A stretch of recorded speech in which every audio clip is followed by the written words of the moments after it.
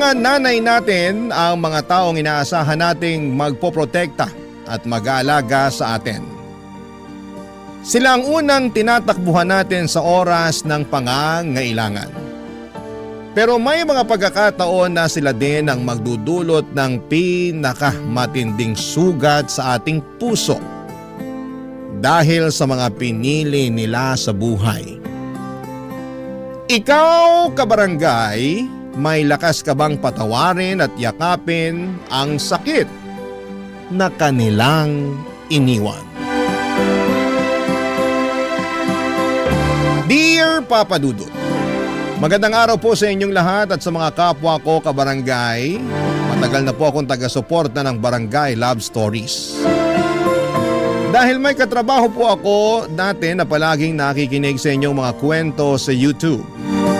Dahil sa kanya, nagsimula na rin po akong makinig sa Barangay Love Stories. Ang kwentong ito ay isang bahagi ng aking buhay na tanging ang aking mommy at kapatid lamang ang nakakaalam.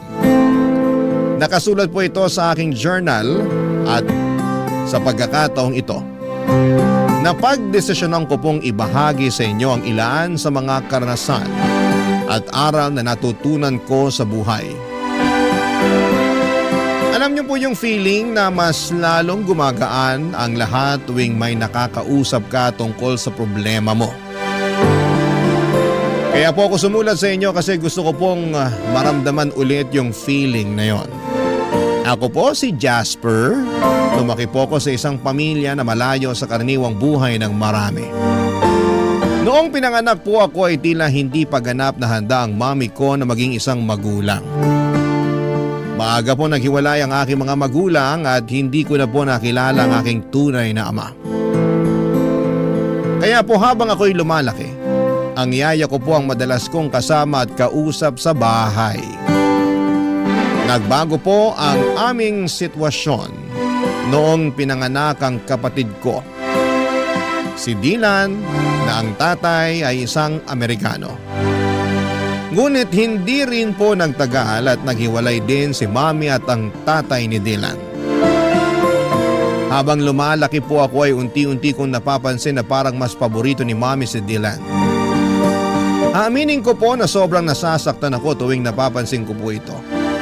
Pero ni minsan, hindi ko po pinagbuhatan ng sama ng loob ang aking half-brother. Sa katunayan po ay hindi ko na rin po naramdaman na magkaiba pala kami ng ama. Para sa akin ay si Dylan ang kapatid ko at wala po akong ibang nararamdaman kundi ang pagmamahal at pagkalinga sa kanya, Papa Dudut.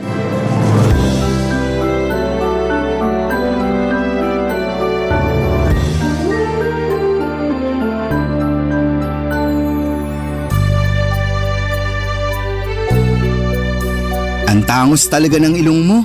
Sana kahit kalahati man lang bigyan mo ako. Tapos ang puti-puti mo pa. Iba talaga pag may lahing kano. Mukhang naliligo kahit hindi naman talaga naliligo. Huwag mo nga akong simulan, kuya.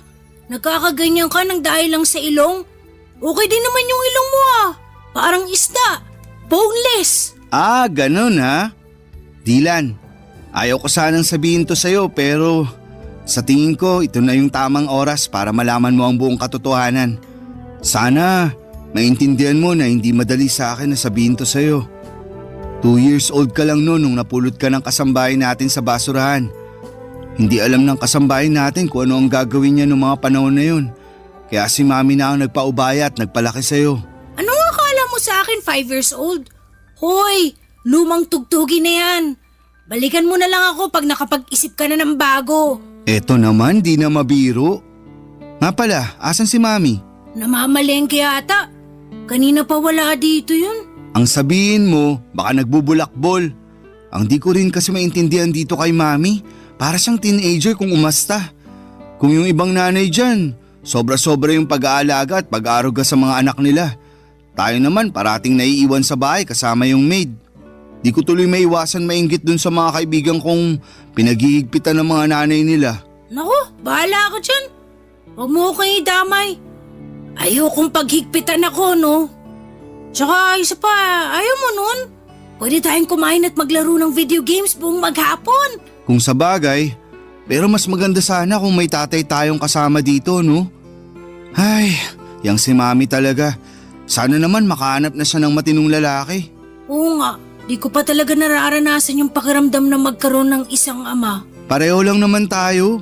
Yung tatay ko di ko na rin naabutan. Tapos yung tatay mo naman, sobrang bata mo pa nun.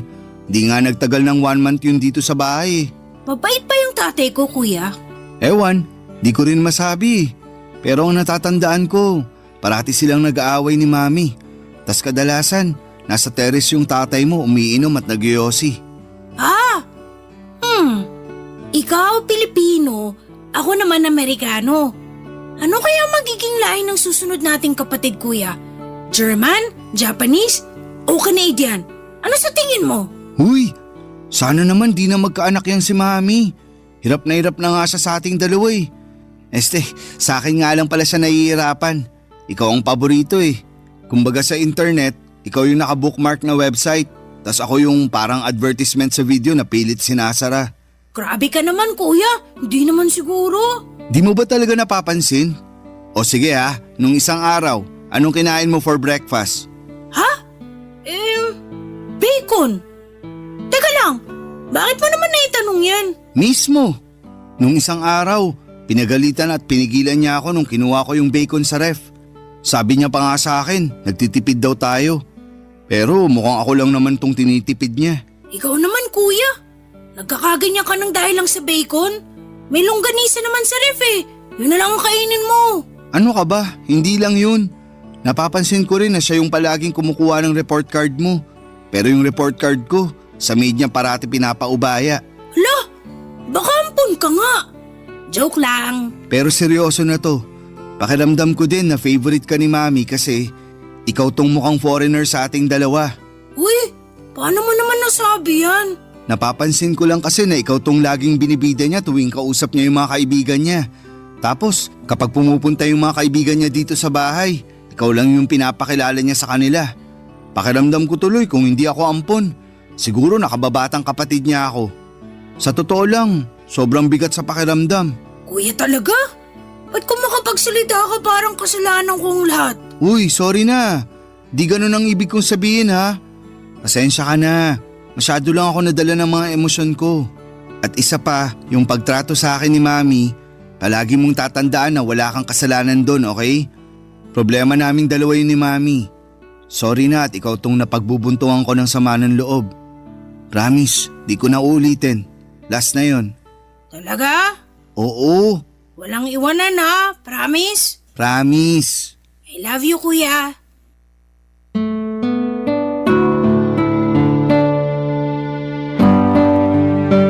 Ganyan kami ng kapatid ko, Papa Dudut.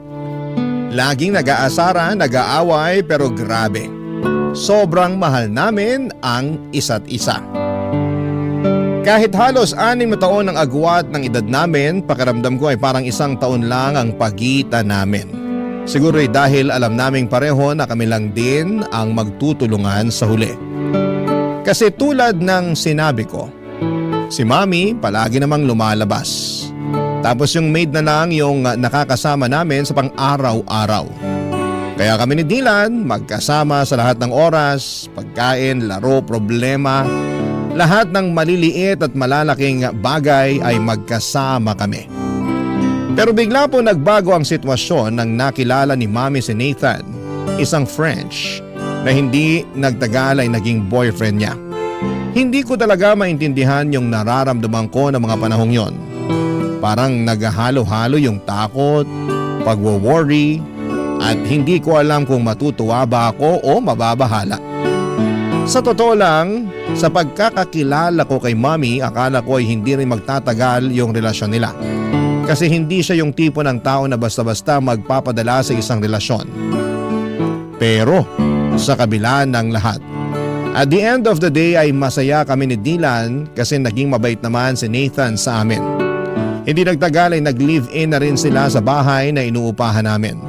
At doon ko na-realize na tila ba isang malaking pagbabago yung pagpasok niya sa buhay namin.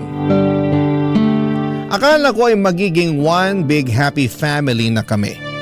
Yung tipong magkakasama kami masaya at walang sagabal.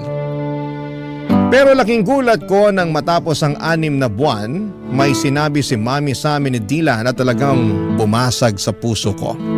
Yung tipong hindi ko alam kung papaano tatanggapin.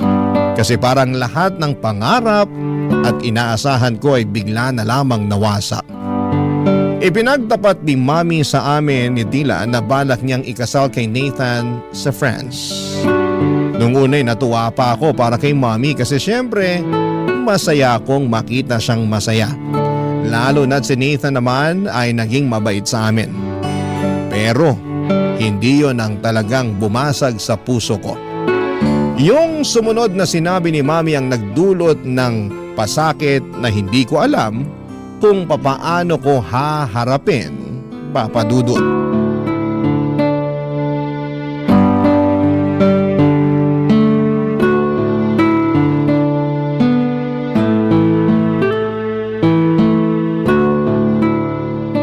Sige na naman kuya, pahiram na ko ng cellphone mo. Sandali lang. Hindi mo ba nakikita na naglalaro pa ako? Manood ka na muna ng TV dun sa sala. Kanina ka pa naglalaro eh. Okay na yan. May kailangan Mami! tayong pag-usapan. Bakit? Ano po yun? Mukhang seryoso to ha. Patay. Kung may nabasag dito sa bahay, malamang kasalanan ni kuya yan. Basagin ko kaya mukha mo, gusto mo? Tumigil na nga kayong dalawa. Tungkol to sa napag-usapan namin ng Tito Nathan nyo. Bakit po? Magpapakasal na kami. At napagdesisyonan namin na doon na kami sa France magpapakasal. Ibig niyo po bang sabihin, sa ibang bansa na tayo titira? Astig! Sa wakas, makakakita na ako ng snow. At napagkasunduan rin namin ng Tito Nathan nyo na si Dylan na muna ang dadalhin namin. Ano? Dylan, lumabas ka na muna.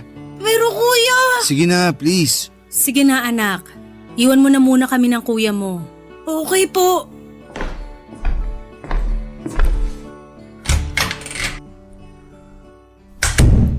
Ibig niyong sabihin, iiwan niyo na ako? Jasper, mahal ang cost of living doon. Walang bahay ang Tito Nathan mo sa France. Umuupa lang siya ng apartment doon. Magsisiksikan lang tayo kung isasama ka pa namin. At isa pa, mas makakamura tayo kung dito ka na muna sa Pilipinas mag-aaral. Bakit pakiramdam ko na nagpapalusot lang kayo? Alam ko naman na sa simulat sampul pa lang si Dylan na ang paborito niyong anak. At wala kayong narinig sa akin dahil mahal ko naman yung kapatid ko na yan. Pero di ko akalain na aabot kayo sa puntong paghiwalayin niyo kami. Jasper, wala na akong magagawa. Pinoproseso na ni Tito Nathan ang visa ko pati na rin ang visa ng kapatid mo. At huwag ka mag-alala kasi pumayag na ang lola mo na doon ka muna mag-aaral at titira sa kanya sa probinsya. Sobrang unfair niyo naman po. Alam ko na matagal niyo ng pangarap na maging residente sa ibang bansa. At nabigo kayo nung naghiwalay kayo ng tatay ni Dylan, hindi po ba? Hindi ko rin akalain na ipagpapalit niyo ako para lang sa pangarap mong yan. Ang kapal ng mukha mo? Bawas-bawasan mo yung tabas ng dila mo dahil kung hindi mas malalapad siya na nga abutin mo sa akin. Nakapagdesisyon na kami ng Tito Nathan mo, Jasper. At wala ka nang magagawa doon. Huwag kang mag-alala. Dadalaw kami dito pag naging residente na kami doon. Hindi ka naman pababayaan ng lola mo dito sa Pilipinas. Pero kayo po ni Dylan ang kailangan ko. Hindi niyo ba naiintindihan yun? Ang tigas naman ng puso niyo sa akin. Para niyo na rin pinamukha sa akin na parang kasalanan ko pa na nabuhay ako sa mundong to. Kung ganito lang din naman ang kahinat na ng lahat ng to, sana pala iniwan niyo na lang ako kay Lola nung ipinanganak niyo ako. Bakit niyo ba ako kinupkup kung hindi niyo rin naman pala kayang panindigan? Anong klase kayong ina? Isa pa, Jasper, at tatamaan ka na talaga sa akin. Umayos ka, hindi kita pinalaking bastos. Kung tutusin, hindi niyo naman ako pinalaki, di ba? Buong buhay ko, lagi kayong wala. Ano po ba ang naging kasalanan ko sa inyo para tratuhin niyo ako ng ganito? Kuya? Kuya, ano bang sinabi ni Mami sa'yo? Nagbago ba ang isip niya? Mukhang buo na ang desisyon niya. Kung ganun, hindi ako sasama sa kanila. Dito lang ako sa tabi mo, kuya. Dylan, wag. Ha? Anong ibig mong sabihin? Mas magiging maganda ang buhay at kinabukasan mo pag sumama ka papuntang France. At dun, mararanasan mo na rin ang pakiramdam ng magkaroon ng isang buong pamilya. Kaya ipangako mo sa akin na magpapakabait ka doon ha. Buong pamilya? Anong buong pamilyang pinagsasasabi mo dyan? Hindi ka nga kasama, di ba? Dylan, pinapangako ko sa'yo na magkikita pa tayo. Isipin mo na lang na pareho tayo nagbabakasyon sa ngayon. Susunod ako sa France at magsasama ulit tayo sa isang bubong, promise. Kuya, mamimiss kita. Ako rin.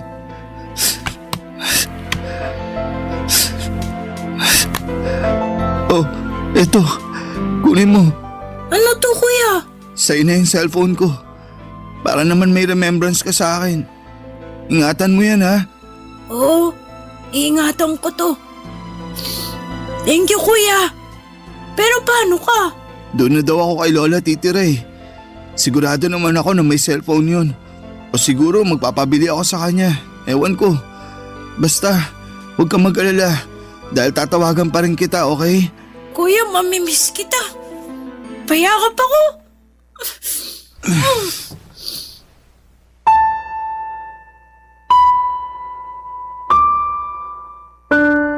Papadudot, sobrang nasaktan ako sa naging desisyon ng nanay ko. Hinding-hindi ko malilimutan yung araw na umalis sila, Mami at yung partner niyang si Nathan at ang kapatid ko papunta sa France. Hindi ko makakalimutan na hindi na ako sumama sa kanila sa airport. At pinili ko na lamang na magtago at hindi na magpakita para kahit papaano'y maibsan yung sakit na nararamdaman ko sa pag-alis nila. Pero kahit na anong gawin ko ay hindi pa rin natanggal yung bigat sa dibdib ko.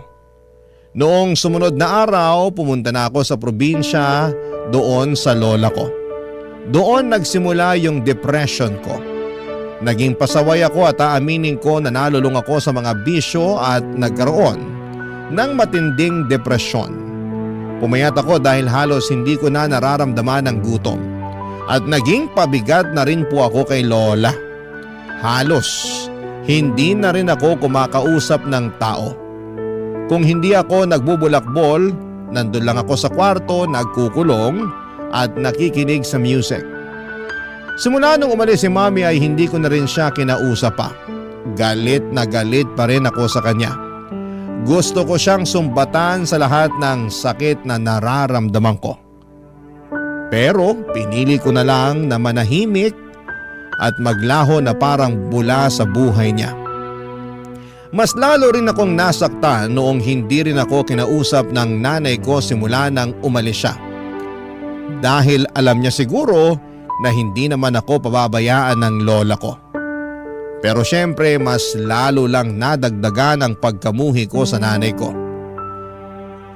Si Dylan naman, papadudot, ay palagi ko siyang sinusubukang i-contact.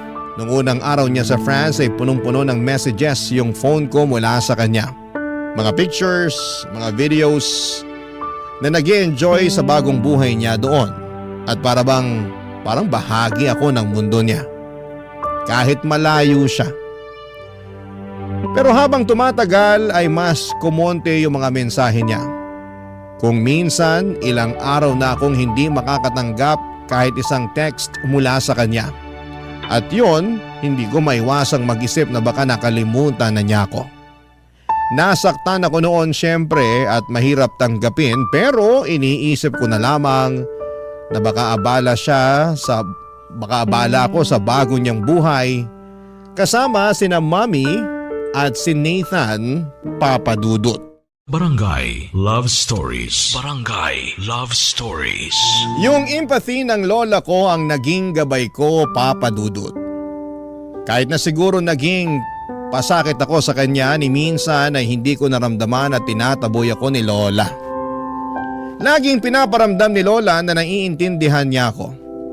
Ikinuwento sa akin ni lola na gusto raw akong ipalaglag ni Mami noong ipinagbubuntis pa ako nito, pero siya ang tumutol at ipinaglaban akong ipanganak. Nalaman ko rin na siya ang may gustong lumayo kami ni Mami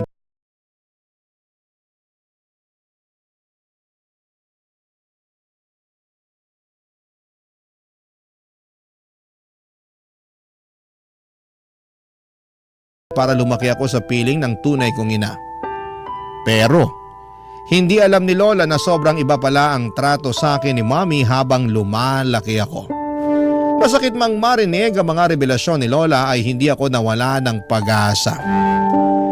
Dahil sa pagmamahal ni Lola ay nagpatuloy ako sa pag-aaral at nakapagtapos ng Bachelor of Science in Software Engineering. Niyaya ko pa siya na tumira sa syudad pero mas gusto niyang manatili sa probinsya. Tinanggap ko na lamang ang desisyon niya pero araw-araw pa rin siyang kinukumusta sa pamamagitan ng cellphone. Bumalik ako ng syudad at pinalad na makapasok sa isang kilalang kumpanya at nag-ipon. Isa sa mga layunin ko noon ay makita si Mommy at si Dylan. Aaminin ko na may mga hinanakit pa ako kay Mommy pero handa na akong lunukin ng pride ko, Papa Dudut. Matagal na kasi ang mga nangyari at ang tanging hangad ko na lamang ay magkaayos kami at makasama sila, lalong-lalo na po si Dylan, Papa Dudut. Sinubukan kong mag-message kay Dylan pero madalang na lamang talaga siyang mag-reply. Kaya naman nag-decide akong kontakin si Mommy sa social media tungkol sa bala kong kumuha ng tourist visa papunta sa France. Nagulat ako sa mainit na pagtanggap niya. Ang sabi niya ay miss na raw niya ako at humingi pa siya ng sorry sa mga pagkukulang niya. Pinatawad ko siya at naramdaman ko na parang naghilom na ang mga sugat ko. Nag-file ako ng 3-week leave na approve at natuwa pa ako nang ma-approve ang visa ko. Kaya makakapunta na ako sa bansang bahagi ng Europa kasama na ang France.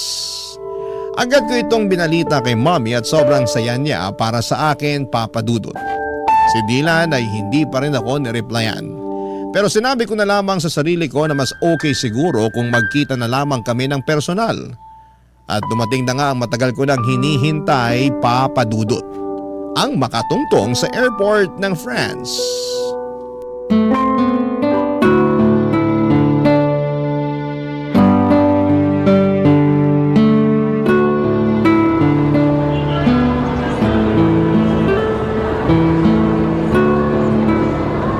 Jasper! Mami! Dylan! Namiss ko kayo, sobra! Namiss ka rin namin, anak. Ang laki-laki mo na. Ito rin si Dylan, oh. Halos hindi ko na nga makilala. Mas matangkad pa siya sa akin. Huy, kumusta ka na? Namiss kita sobra. Ano ba? Nasasakal ako! Ay, sorry, pasensya ka na. Masaya lang talaga ako at nagkita na rin tayo. Uy, ikaw ba't bihira ka na lang mag-text sa akin? Di mo na rin sinasagot yung cellphone mo tuwing tumatawag ako. Alam mo, konti na lang magtatampo na talaga ako sa'yo. Jasper, pwede ba? Pagod ako. Mami, mauna na ako sa kotse. Sige anak, hintayin mo na lang kami ng kuya mo. Mami, may problema ba si Dylan? Bakit nanlalamig siya sa akin?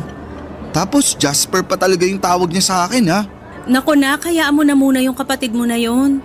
Pagod lang yun kasi late na natulog. Pero syempre, ginising ko siya ng maaga at pinilit ko siyang samahan ako dito sa airport. Kaya pala. Pero bakit Jasper lang yung tawag niya sa akin kanina? Aaminin ko, medyo nasaktan ako dun. Nak, sobrang magkaiba kasi ang kultura dito sa France at doon sa atin sa Pilipinas. Dito kasi sa France, walang kuya-kuya at ate-ate. First name lang ang tawagan ng mga magkakapatid dito. Ano ba yan? Sobrang nakakapanibago naman. Mabuti na lang talaga at marunong pa siya magtagalog. Aba, syempre naman. Hindi ako nagfe-French kapag kausap ko yung kapatid mo na yan. Kasi ayoko na makalimutan niya yung lengguwahe natin. Mabuti naman po kung ganun. Pero mami, siguro ang galing nyo na ni Dylan mag-French, no? Oo naman. Sa katunayan nga, mas magaling pang mag-French ang kapatid mo kaysa sa akin Napakatalinong bata. Sobra! Kahit nung bata pa yan, sobrang hanga na ako dyan Nga po pala, may kailangan akong sabihin sa inyo. Ano yon, Nak? Huwag po kayong mabibigla ha. Naaalala niyo po ba yung hotel na nireserve ko para sana sa 2 linggo na stay ko dito sa France? Oo. Bakit? Ano po kasi, kinancel ko po yung reservation ko sa hotel na yun. Nag-request po ako ng refund. Ha? Bakit mo naman ginawa yun, Nak? Mami, tatapatin na po kita. Gusto ko po sana magstay sa apartment nyo, nakasama ka at si Dylan. Ano?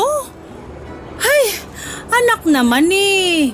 Hindi kalakihan yung tinitira namin na apartment. Hindi ka magiging komportable doon. Maghanap ka na lang ng ibang hotel, tutulungan kita. Kahit ako na ang magbayad. Mami, ganito kasi yan. Sa 2 linggo ko na stay dito, ayoko naman po magmukmok sa hotel. Gusto ko po kayong makasama ni Dylan sa bawat segundo, minuto at oras. Kaya please na po, Mami. Pumayag na po kayo. Ay, kahit kailan ka talaga, oo. Napaka-independent mo na pero parang bata ka pa rin kung umasta. So, ibig sabihin ba niyan pumapayag na po kayo? May magagawa pa ba ako? Salamat po, Mami. I love you. Pero ipapaalala ko lang sa'yo na wala kaming guest room sa apartment na yon. Doon ka na matutulog sa kwarto ni Dylan pero single bed lang yon. Okay lang sa akin kahit sa saig na po ako matulog. Loko-loko ka talagang bata ka. May extra foam naman dun eh. Yun na munang ipapagamit ko sa'yo. Thank you po. Nga pala, Mami. Kumusta kayo ni Nathan? Okay naman po ba kayo? Ah, yung Tito Nathan mo? Okay naman kami. Bakit mo naman natanong yan? Wala lang po. Matagal-tagal na rin kasi nung huli ko siyang nakita. Sa tingin niyo po ba, okay lang sa kanya na doon na muna ako tutuloy sa apartment? Ayan tayo eh. O diba sana naisip mo yan bago mo kinansela yung reservation mo dun sa hotel? Ibang klase ka talagang bata ka. Mami talaga. Sigurado akong mabibigla yon. Pero huwag kang mag-alala. Ako na ang magpapaliwanag sa kanya. Thank you, Mami. Kaya mahal na mahal ko po kayo eh. Naku, nambola pa. Ah, pero Jasper, kung sakaling may marinig ka na ingay galing sa kwarto namin, huwag mo na lang pansinin, okay? Kasi alam mo naman, buhay mag-asawa, paminsan-minsan may mga hindi pinagkakasunduan. Pero wala namang problema na hindi nasosolusyonan, di ba? Bakit po? Madalas po ba kayo mag-away ni Nathan? Alam mo naman mga French, ang tatapang. Tapos kapag may pinaniniwalaan sila, talagang pinaninindigan nila. Kaya ayan, paminsan-minsan nagtatalo kami dahil sa ugali ng Tito Nathan mo na ganyan. Ah, kaya pala. Mukhang maninibago ako dito ah. Halika na nga, sa bahay na tayo magkwentuhan. Papadudot, tumuloy po ako sa apartment ni na Mami at salamat na lamang at napapayag si Nathan na doon ako tumira ng 2 linggo. Mabuti na rin po at naging okay na kami ni Mami at sobrang nagpapasalamat po ako sa Panginoon dahil sa maayos ang relasyon namin. Pero si Dylan po ay mukhang siya naman po ngayon ang nanlalamig. Hindi na kami masyadong nagkakausap. Kahit nasa isang kwarto lamang kami natutulog. Kadalasan po ay naka-headset lamang siya at tuwing tinatanong ko siya o nakikipag-small talk, parang hindi siya interesado. Minsan nga po ay hindi na niya ako sinasagot ng maayos. Nung una iniisip ko na baka epekto lamang ito ng pagiging dito niya sa France nanirahan. O baka naman dahil sa mga pagtatalo ni Mami at Nathan sa kabilang kwarto. Alam ko po kasi na kahit na hindi nila sinasadya ay malaki ang epekto ng mga ganong bagay, lalo na kapag naririnig ng bata. May mga pagkakataon din na iniisip ko na baka may pinagdadaanan siya na hindi ko pa rin nauunawaan. Sinubukan ko pong kausapin siya minsan kung bakit siya nanlalamig. Pero iniiwasan lamang po niya ako. Hindi ko na po siya pinipilit, baka lalo lang po siyang magtampo o magalit. Naintindihan ko naman po na may mga bagay na ayaw pa niyang pag-usapan at baka hindi pa siya handa papadudot. Kahit na ganito siya, hindi po nagbago ang pagmamahal ko sa kanya. Mahal na mahal ko pa rin siya at ginagawa ko po ang lahat para iparamdam sa kanya ang bagay na yon. Kaya noong nagkita kami, ginamit ko po yung pagkakataon para ipakita sa kanya kung gaano ko siya pinapahalagahan. Pinagluluto ko siya ng almusal, binibilhan ng mga bagong gadgets at kung ano-ano pa. Nagpasalamat naman siya pero hanggang doon na lang. Wala na po yung mga asaran at kulitan namin at ako na lang po ang unti-unting nag-a-adjust. sa nagbabagong ugali ng kapatid ko. Hanggang isang gabi habang si Dylan ay abala sa computer at ako naman ay naglilinis ng kwarto ay may napansin po kong kakaiba sa likod niya. Manipis po kasi yung suot niyang damit noong araw na yon. Kaya kitang-kita ko na may kakaibang kulay sa likod niya. Dali-dali ko pong inangat ang t-shirt niya at parang nabasag ang puso ko sa mga nakita ko. May mga pasa siya sa katawan niya. Agad akong natigilan at parang may dumaan na bagyong dumurog sa puso ko.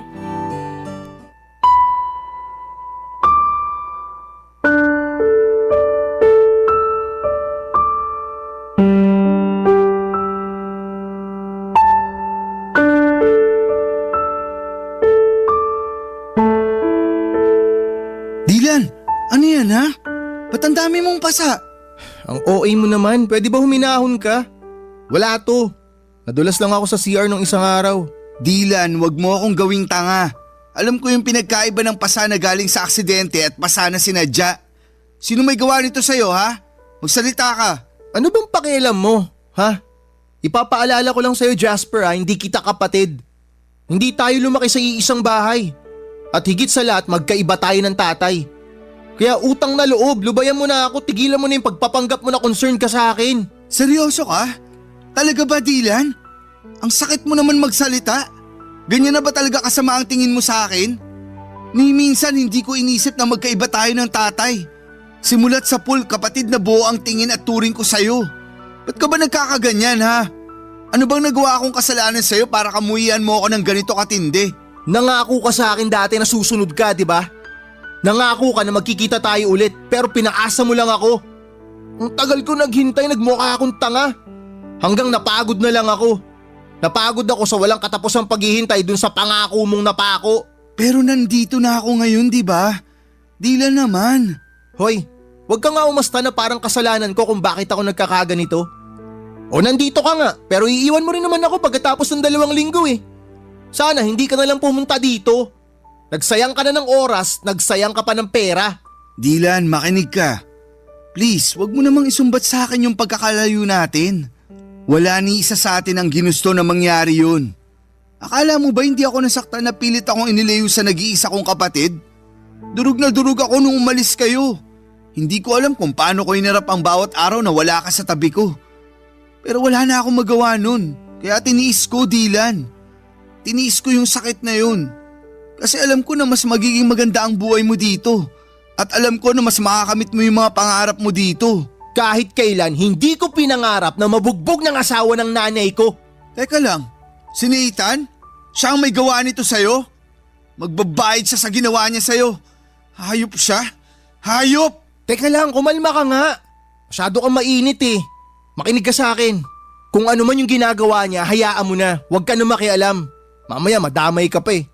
Dylan, magpaliwanag ka. Bakit niya nagawa sa ito? Kailan nagsimula to? Paano? Sabihin mo na sa akin, parang awa mo na. Ay, sa akin niya binubunton yung galit niya kasi hindi siya mabigyan ni Mami ng anak. Wala naman kaming magawa ni Mami. Kailangan namin ng tulong niya eh. Kasi gusto namin maging legal na residente dito. Matagal ng pangarap ni Mami yun. Buwisit na pangarap yan. Wala man lang bang ginawa si Mami para ipagtanggol ka? Alam ni Mami lahat ng ginagawa sa akin ni Nathan. Pero wala nang pag-asa si Mami. Palagi na lang niyang pinagtatanggol yung asawa niya. Kaya unawain ko na lang daw kasi nga may pinagdadaanan. Bakit di mo agad sinabi sa akin to? Bakit? May magagawa ka ba? Kung sinabi ko sa ito noon pa? Kung makaasta ka para kang hero ah. Wala ka rin namang magagawa eh. Di ba? Eto ba ang dahilan kung bakit di mo sinasagot mga messages at tawag ko sa'yo? Dahil mas pinili mong sarilinin ang lahat ng problema mo? Oo. Napakatanga ko! Napakabobo ko! Napakalaki kong gago! Dapat andito ako noong mga panahong kinailangan mo ko. Dapat nandito ako noong mga panahong kinailangan mo ng taong magpoprotekta sa'yo. Dapat nandito ako noong mga panahong wala kang karamay at kinailangan mong ilabas lahat ng sakit ng dahil sa lahat ng pinagdadaanan mo. I'm sorry, Dylan. Patawarin mo ako. Hindi mo kailangan humingi ng tawad. Pasensya ka na kung Pinamukha ko sa'yo na kasalanan mo lahat kung bakit nangyayari to. Ang importante, hindi ka na ulit masasaktan ng animal na yon, naiintindihan mo? Alam mo kung ano yung pinakamasakit para sa akin? Yung simula pagkabata natin, ikaw yung paboritong anak ni Mami pero hindi ka man lang niya nagawang ipagtanggol sa hayop na Nathan na yon.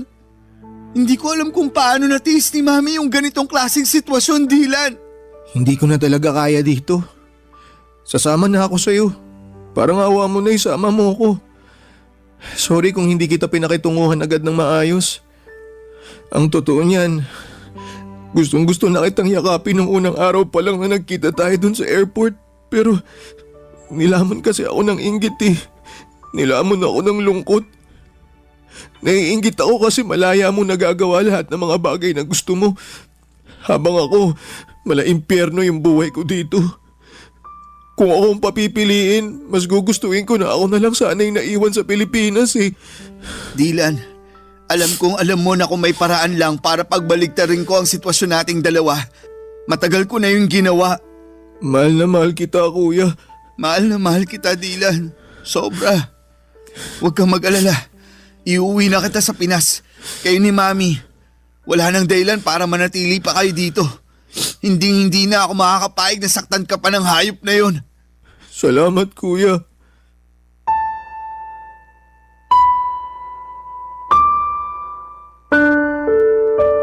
Sobrang gulo ng emosyon ko ng araw na yon, Papa Dudut. Hindi ko alam kung paano ko haharapin ang sinabi ni Dylan sa akin.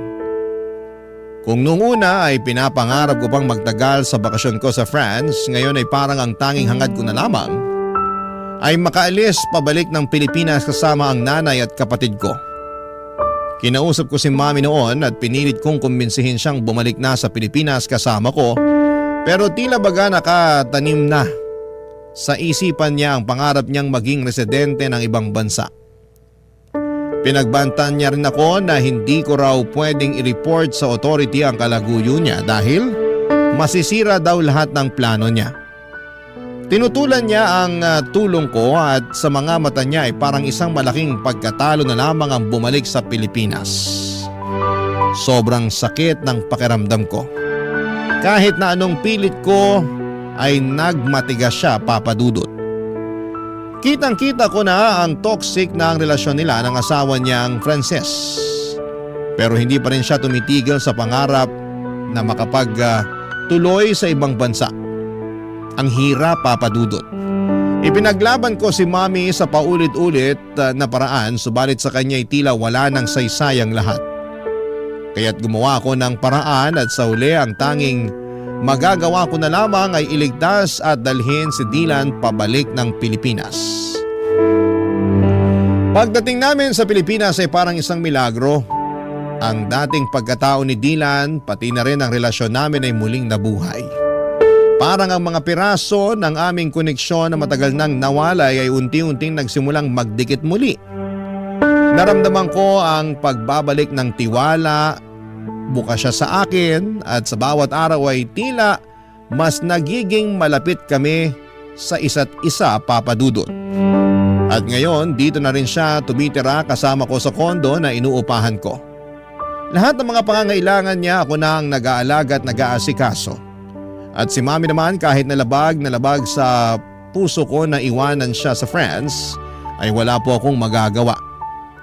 Pakiramdam ko noon kung patuloy ako magmamatigas at ipagpipilitan ang gusto ko ay baka si Mami na mismo ang magtulak sa akin papalayo at ayoko mawala pa siyang muli.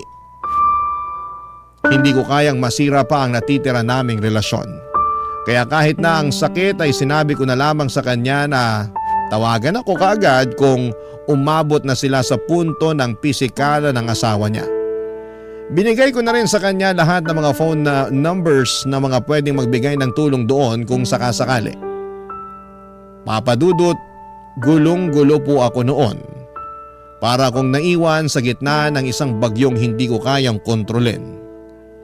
Hindi ko matanggap na nanatili siya sa poder ng lalaking yon.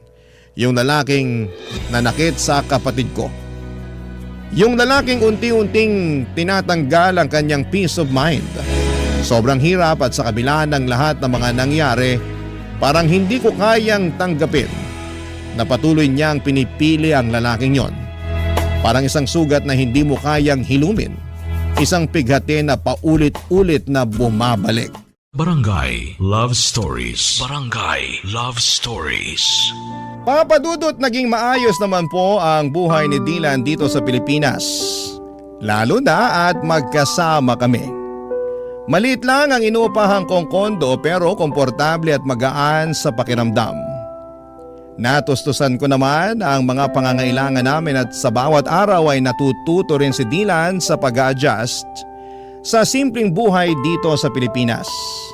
Ako na rin ang nag-aasikaso sa lahat ng papeles ni Dylan para makapag-stay siya ng maayos dito at higit sa lahat ay pinili kong ipagpatuloy ang kanyang edukasyon dito sa Pilipinas. Papadudot, masaya ako na naging mapayapa ang buhay namin kahit sa simpleng paraan. Ang mga maliliit na bagay na dating hindi namin binibigyang halaga, mga magaan na araw, tahimik na gabi ay ngayon ay nagiging malalaking bagay para sa amin. Ngunit sa kabila ng lahat ng ito, hindi pa rin nawawala ang matinding pagwo-worry namin kay Mommy, lalo na si Dylan. Paminsan-minsan ay binabangungot pa siya, parang ang mga masasakit na alaala mula sa France ay patuloy na bumabalik, Papadudot. Parang hindi siya makaalis sa mga trauma na iniwan sa kanya ng mga nangyari doon. Minsan ramdam ko ang takot sa mga mata ni Dylan at sobra siyang nagwo-worry sa kalagayan ng nanay namin. Hindi rin ako nakaligtas sa mga alalahaning yon. Pareho kami ng mga nararamdaman, yung bigat sa puso, yung takot na baka may mangyaring masama kay Mommy o kaya'y lalo siyang mapahamak, Papadudot. Ilang gabi rin ang lumipas na hindi ko maiwasang sisihin ang sarili ko. Sana'y mas pinilit ko si Mommy na bumalik sa Pilipinas kasama namin. Hanggang ngayon ay hindi ko pa rin mapatawad ang sarili ko sa desisyon kong iwanan siya doon. Marami akong tanong sa isipan ko kung sana'y mas pinilit ko pa siya, kung sana ay hindi ko siya iniwan, baka hindi na siya lumubog pa sa ganitong sitwasyon. Pero sa kabila ng lahat, Papadudot, ng pag-aalala at pagdududa, may mga bagay na kailangan ko ring tanggapin. Minsan, hindi mo kayang baguhin ang mga desisyon ng ibang tao. Lalo na kung ang pinipili nilang landas ay iba sa'yo. Ngunit kung may isang bagay man na hindi ko pagsisisihan, yon ay ang desisyon na dalhin si Dylan pabalik ng Pilipinas. Siyang naging dahilan kung bakit mas nagkaroon ng pag-asa akong maramdaman na natutulungan ko siya at magbagong buhay. Sa kanya ko nahanap ang lakas na magpatuloy at hindi ko kayang isiping wala siya sa tabi ko. Lalo na sa mga panahong kailangan ko ng gabay at suporta. Mas ligtas siya sa akin dito at mas magaan ang pakiramdam ko na magkasama kami. Ang mga gabi namin ngayon ay tahimik, puno ng simpleng kaligayahan at mas kontento kami sa buhay, Papadudot.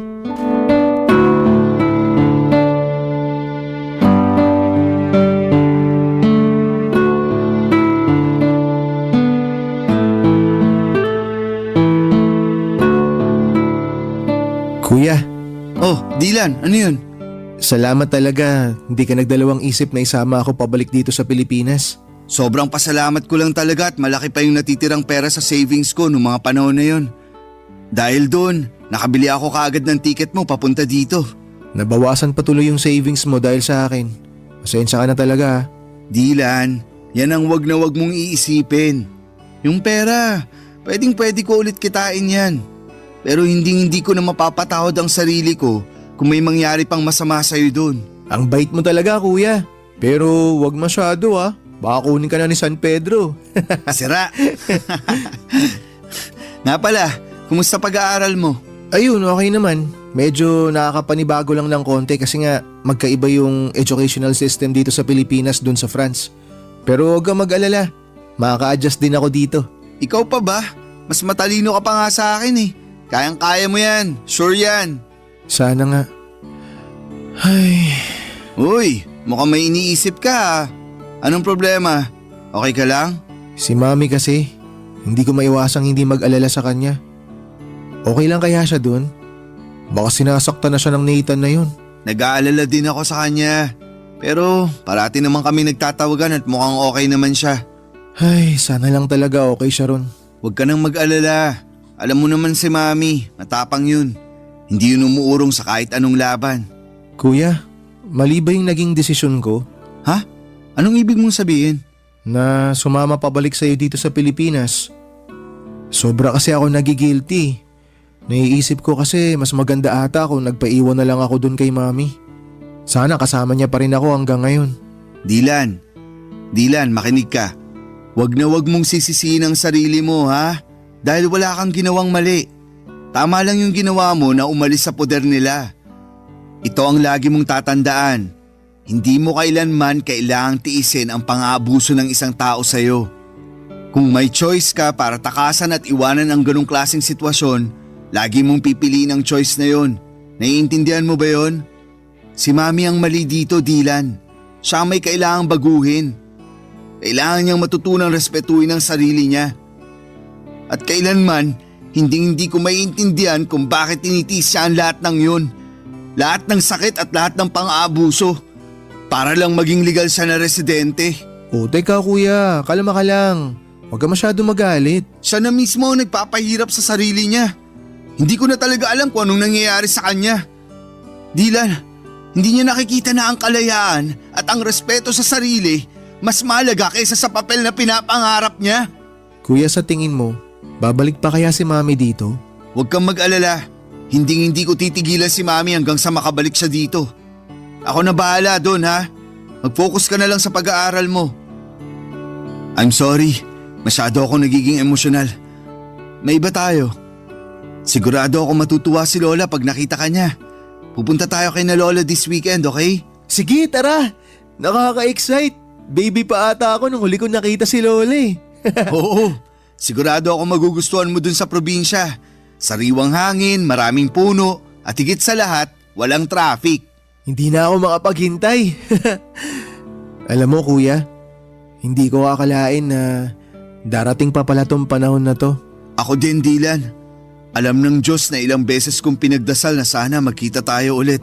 At ngayon na magkasama na tayo, babawi ako sa napakaraming taon na nawala sa atin. Tama kuya, sangayon ako dyan.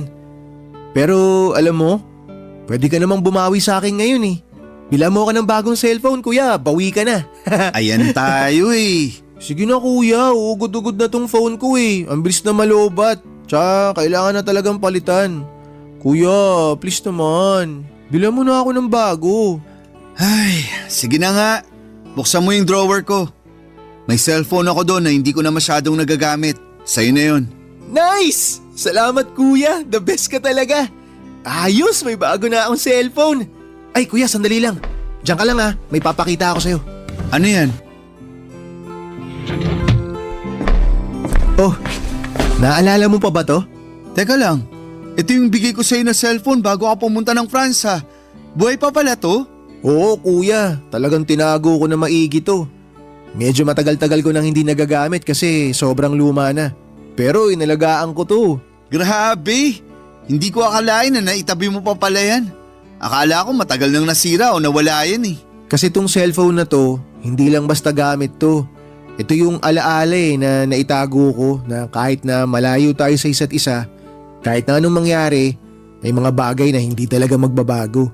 Dilan, thank you at hindi mo kinalimutan ang pagiging magkapatid natin. Salamat din kuya. Kasi dahil sa'yo, natutunan ko kung paano maging matatag. Ikaw rin yung nagturo sa akin kung paano lumaban.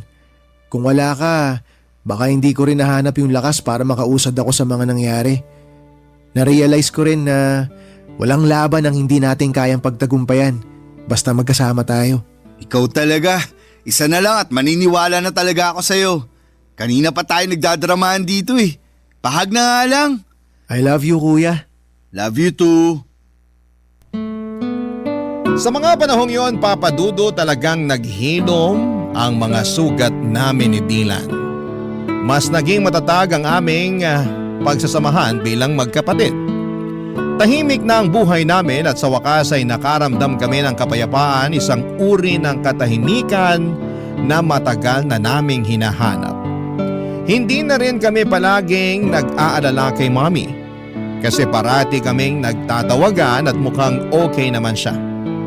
Kahit nasa malayo siya, pero kahit na medyo mas tahimik na ang lahat, hindi ko pa rin kayang alisin sa puso ko ang pag-asa na balang araw ay ilalayo ko si Mommy sa kinakasama niyang French. Hindi ko talaga kayang patawarin ang ginagawa ng asawa ni Mommy sa kapatid ko. At kahit gaano kalayo or katagal ay hindi ko pa rin makakalimutan ang lahat ng sakit na idinulot niya sa aming pamilya. Masaya na rin ako na parang hindi ko na masyadong napapansin na may trauma pa si Dylan. Hindi na kagaya ng mga unang araw niya dito sa Pilipinas na talagang kitang-kita ko sa mukha niya ang mga bakas ng sakit at takot na iniwan ng asawa ni Mommy. Mga emosyon na para bang hindi matitinag. Pero kahit na parang mas okay na siya ngayon, minabuti ko pa rin na dalhin siya sa isang psychologist. Kailangan niyang mailabas ang lahat ng mga negatibong emosyon na naipon niya mula sa mga pinagdaanan niyang trauma. Gusto kong matulungan siya na maghilom ng buo at sana'y magkaroon siya ng lakas na tanggapin lahat ng mga nangyari at makapagsimula ng panibagong kabanata sa buhay niya. Masaya na ako sa takbo ng buhay namin, Papa Dudut. Wala po akong naging problema sa trabaho at si Dylan sa wakas ay nakakapag-adjust na rin sa buhay niya sa school dito sa Pilipinas. Gumagala kami tuwing weekends at doon kami nakakahanap ng bonding, mga simpleng bagay pero puno ng halaga. Bawat araw na magkasama kami tila ba mas napapalalim ang aming samahan bilang magkapatid at natututo kami na mas marami ng bagay tungkol sa isa't isa. Akala ko ay magiging ganito na lang ang cycle ng buhay namin, tahimik, masaya at magkasama. Hanggang isang araw, may narinig kaming katok sa pintuan ng kondo namin, Papa Dudut.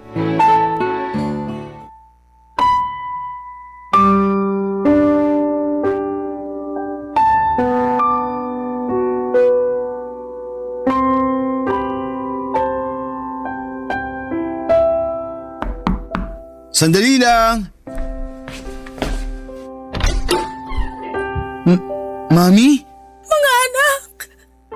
I'm so sorry! I'm so sorry! Ang tagal kong hinintay ang araw na to. Teka, Mami, paano nyo nalaman yung address dito? Binigay sa akin ng lola niyo ang address niyo. Pasensya na kayo kung hindi ko sinabi na dadating ako kasi sa totoo lang, hindi ko alam kung may mukha pa akong ihaharap sa inyo. Naging makasarili ako. Ako ang dahilan kung bakit tayo nagkawatak-watak. Makinig ho kayo. Tapos na po yun. Hindi nyo na kailangang isipin yun. Ang importante, nandito na po kayo. Hindi ako naging mabuting ina dahil lang sa kagustuhan ko na umasenso at manirahan sa ibang bansa. Naging unfair ako sa inyong dalawa. Mga anak, I'm so sorry. Sising-sisi na ako sa mga naging desisyon ko sa buhay. Mami, wag nyo nang isipin yun. Okay na po tayo. Hindi nyo po alam kung gaano kami kasaya ni Kuya ngayon na nandito na kayo. Tsaka ang mas mahalaga ngayon, Mami, kumpleto tayong tatlo at mas matatag na tayo ngayon. Tama po si Dylan. Hindi na po tayo magkakaiwalay ulit. Lahat ng pagkakamali ko, lahat ng sakit na naidulot ko sa inyo, parang isang malaking kasalanan na hindi ko na kayang itama. Walang kapatawaran yung ginawa ko sa inyo, mga anak. Mami, napatawad ka na namin ni Kuya. Matagal na. Hindi ko alam kung paano ko mapapalitan yung panahon na nawala sa atin. Pero kung may pagkakataon pa, babawi ako sa inyong dalawa. Ang importante po, narito tayo ngayon at nandiyan kayo sa tabi namin. Hindi na natin may babalik ang nakaraan pero sigurado ako na mas marami pang magagandang bagay na mangyayari. Lalo na ngayon na magkakasama na tayo. Salamat mga anak. Hindi ko alam kung anong ginawa ko para maging deserving pa ako ng pagmamahal nyo. Pero sobrang nagpapasalamat ako na may pagkakataon pa akong magbago at maayos ang lahat. Sobrang bigat ng kasalanan ko sa inyong dalawa. Mami, mahal na mahal ka po namin. Dylan, nagbulag-bulagan ako sa mga ginawang kahayupan sa iyo ni Nathan dahil lang sa pagmamahal ko sa kanya at sa kagustuhan ko na maging legal na residente. Naging impyerno ang buhay mo dahil hinayaan ko siya sa mga ginawa niyang kawalanghiyaan sa iyo, anak. Hindi mo deserve lahat ng nangyari sa iyo. I'm so sorry. Mami, aaminin ko po. Sobra ako nasaktan nang malaman ko na sinasaktan ni Nathan si Dylan. Akala ko po kasi noon, mas magiging ligtas si Dylan sa inyo. Lalo na siya yung paborito niyong anak kahit noon pa man. Huwag niyo po sanang mamasamain pero wala naman pong problema sa akin kung siya ang paborito niyo. Ang sa akin lang po, sana pinrotektahan niyo siya laban sa hayop na yun. Pero sa sobrang dami na nang nangyari, hindi ko na po kayang magtanim ng sama ng loob laban sa inyo. Masaya lang po ako ngayon at ligtas kayo. Jasper, sobrang laki ng kasalanan ko sa iyo, anak. Nagkulang ako bilang nanay mo at hindi ko naparamdam sa iyo yung pagmamahal na karapat dapat mong matanggap mula sa isang ina. Anak, maraming salamat dahil sa kabila ng lahat hindi ka nagdalawang isip na tulungan ang kapatid mo. Sobrang nagpapasalamat ako at nilayo mo siya kaagad sa malaimpyernong lugar na yon. Bakit, Mami? Ano nangyari? Nahuli ko si Nathan na ng bababae. Tapos nung kinumpronta ko siya tungkol dito, nagwala siya at muntik na niya akong mapatay. Sinira at binasag niya rin lahat ng mga natitirang gamit sa kwarto ni Dylan. Hindi ko lubos maiisip na baka nasaktan niya ng husto yung kapatid mo kung hindi mo siya sinama pa uwi dito sa Pilipinas. Napakawalang hiya niya. Mami, please sabihin niyo sa akin na pinakulong mo na ang hayop na yon. Anak, hindi ko na kaya na makita pa ang pagmumukha niya. Sa mga panahong yon, na-realize ko kung gaano kabigat at katindi ang pagkukulang ko sa inyong dalawa. Wala na akong ibang inisip ng mga panahon na yon kung hindi ang makabawi sa inyong dalawa. Kaya ginamit ko yung natitirang pera ko para makauwi dito sa Pinas. Mami, kailangan nyo na siyang hiwalayan ng tuluyan. Ayoko na magkaroon pa kayo ng kahit na anong ugnayan sa kanya. I-delete nyo na yung phone number niya sa phone nyo. I-block nyo siya sa lahat ng social media. Baka masundan niya tayo dito tapos saktan na naman niya ako. Ayoko na ng ganun, Mami. Hindi ko na kaya. Dylan, makinig ka sa akin. Wala nang mananakit sa'yo dito. Ligtas ka na sa poder namin. Hindi na ako makakapayag na may manakit pa sa'yo. Anak, makinig ka sa kuya mo. Hindi ka namin pababayaan. Mamamatay muna ako bago ka pa niya masaktan uli. Naiintindihan mo ba yon? Kuya, Mami, mahal na mahal ko po kayo. Mahal ka rin namin, Dylan. Huwag ka mag-alala, anak. Magbabago na ang lahat simula sa araw na to. Hindi na tayo maghihiwalay.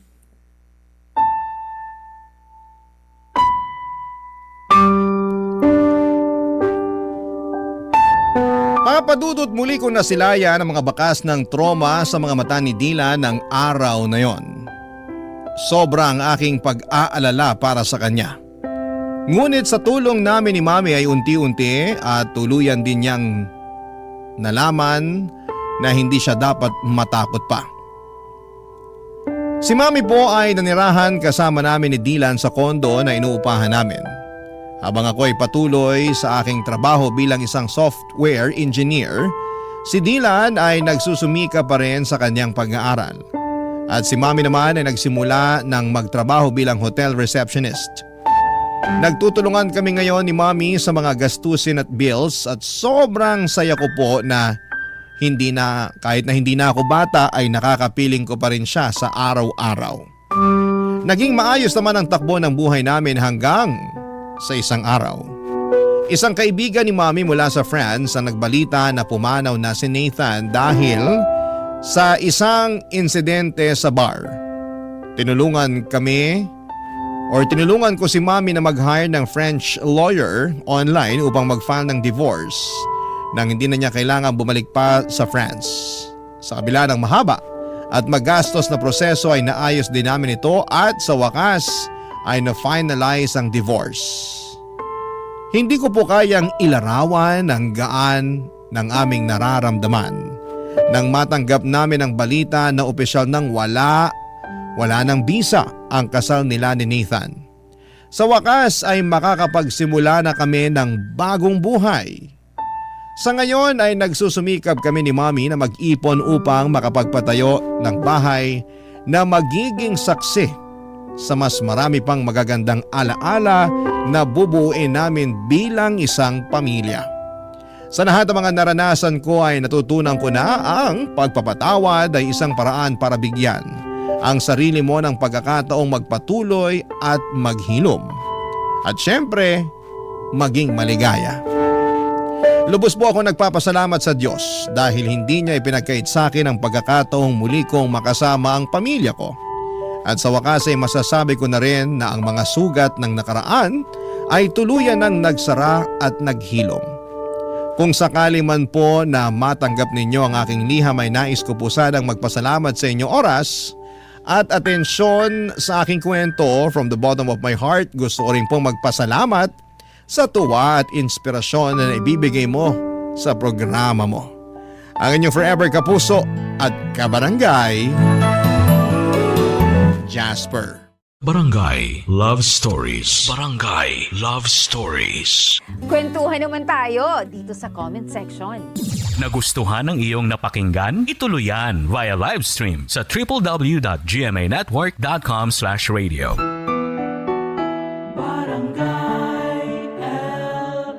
In Mega Manila, 97.1. Forever.